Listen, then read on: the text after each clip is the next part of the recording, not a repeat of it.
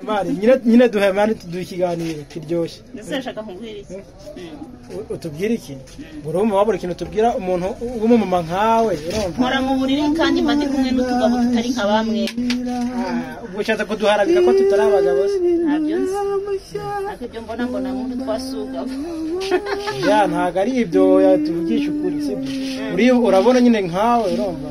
Ubyaye inshuro eshatu ufite abana batandatu urumva.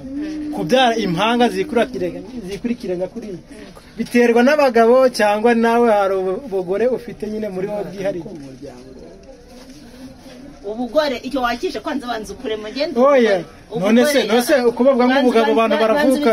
Oya baravuga ngo ubugabo turabuvukana sibyo. None mwebwe ninde wabwiye ko ubugore murabushaka mukuze cyangwa namwe murabuvukana? Nese ubugore babonye buko hari ubugira akuze. Oya nose ko twabose umugabo aba ari umugabo nyamugabo ufite ubugabo buzima. None mwebwe ubugore bwanyu mubwirwa n'iki? Tumenyera kuri tele. Mwagiye kuri tele ya hehe iyo tele tubwire. Tibe banza ukuremo ibyo bintu wamujinga we. Oya mama twini bisi. Banza ukuremo roho. Oya baseri ikiganiro.